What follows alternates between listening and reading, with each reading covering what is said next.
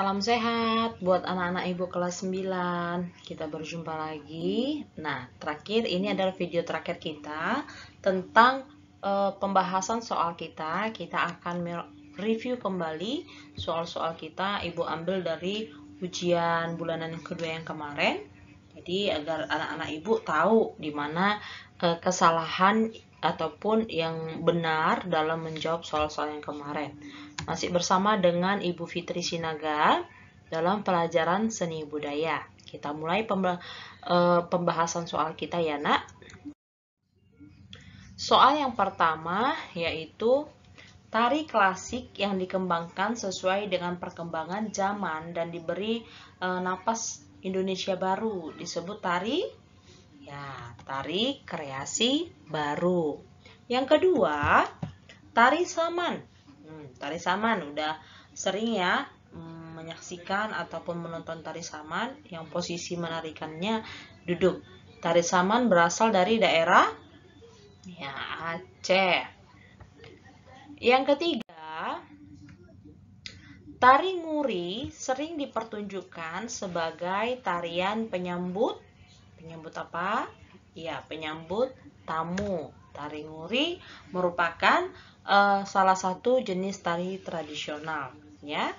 Nah, berikutnya tari saman yaitu tarian tempat asal suku. Tadi dia berasal dari daerah apa, Nak? Ya, daerah Aceh. Yang Aceh merupakan dia suku Gayo, ya, suku Gayo. Jadi jelas di situ. Di sini di soal nomor 4 banyak sekali yang salah menjawab.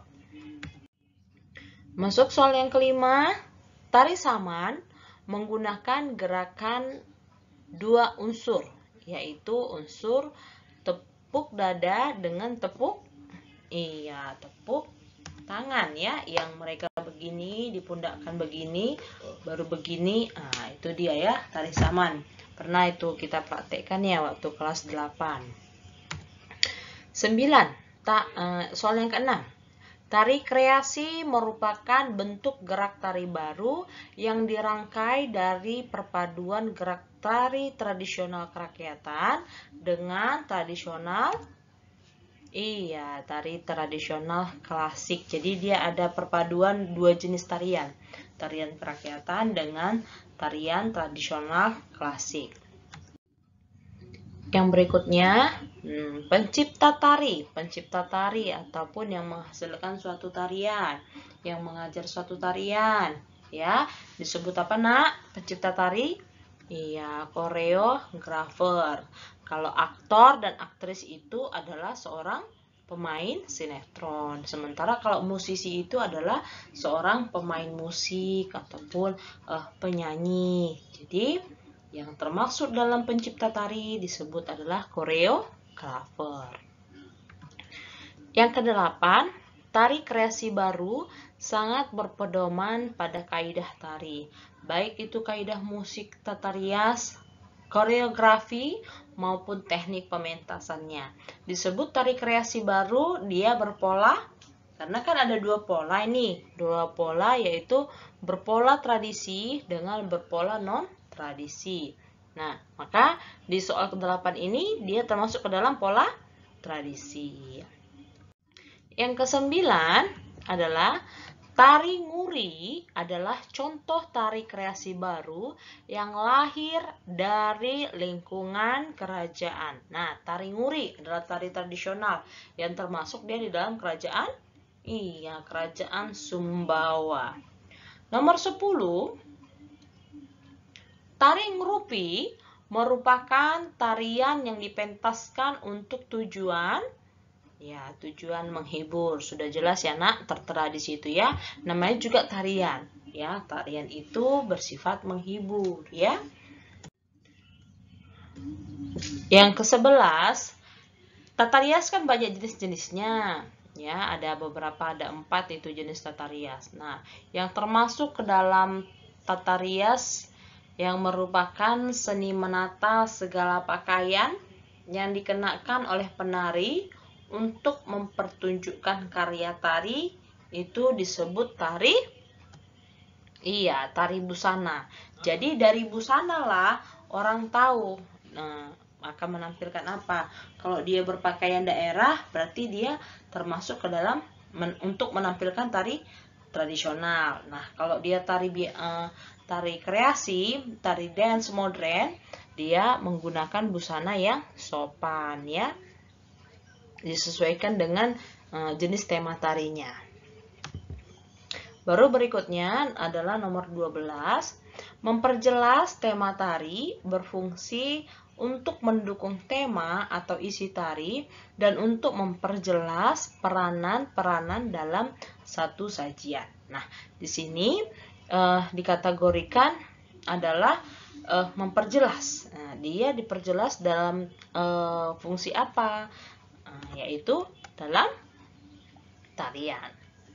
Ya, memperjelas tema tari berfungsi untuk mendukung sajian tari. Jadi kalau kita mau menari, misalkan free methodist mengadakan lomba menari dengan bertemakan cinta tanah air. Berarti kalau cinta tanah air dia menggunakan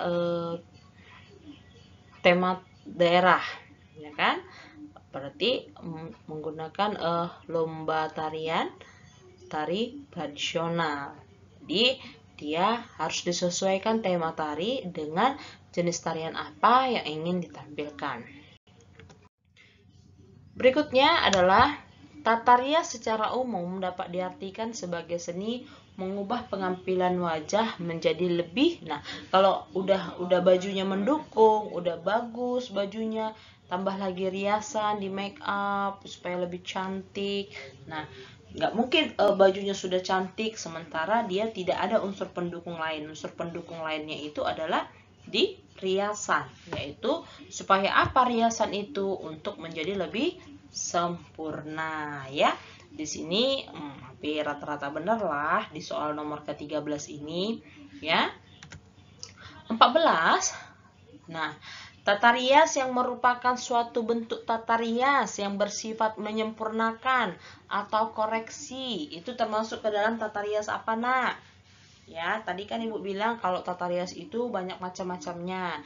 Nah, di sini dia yang bersifat untuk menyempurnakan disebut, iya benar, tata rias korektif. Jenis-jenis tata rias korektif ya.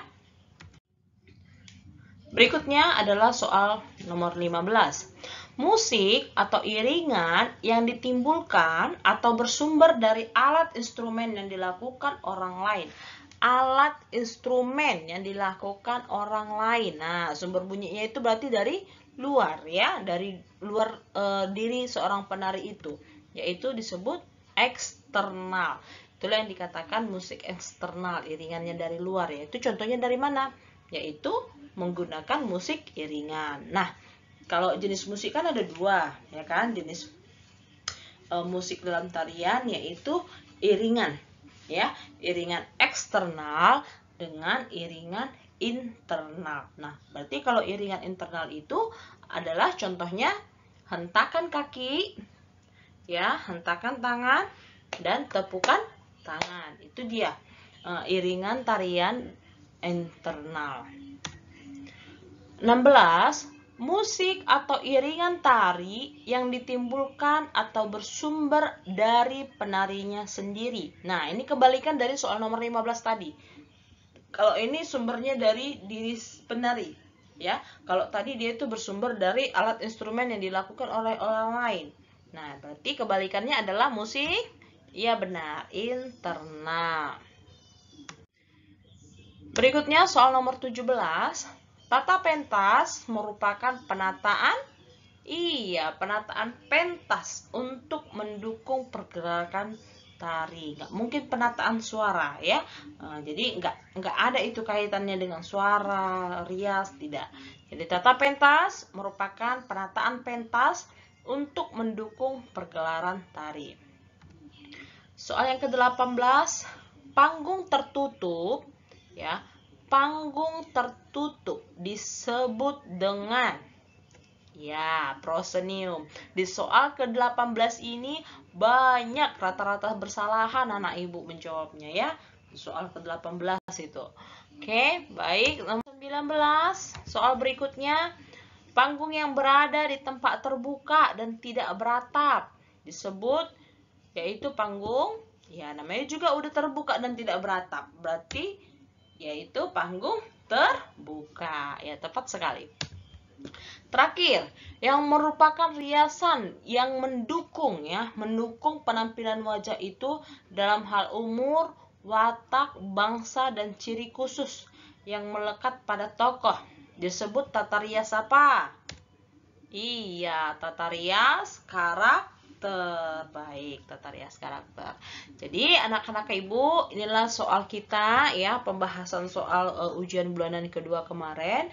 Jadi anak-anak tahu ya mana yang benar dan yang mana yang salah.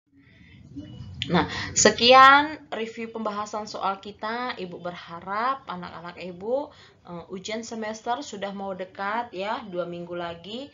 Ibu berharap anak-anak ibu dapat mengerjakannya dengan baik dan benar, dan jangan ada yang nilainya jelek. Harus rata-rata tuntas KKM-nya ya. Sampai ketemu untuk video kita yang selanjutnya. Terima kasih dan tetap jaga kesehatan.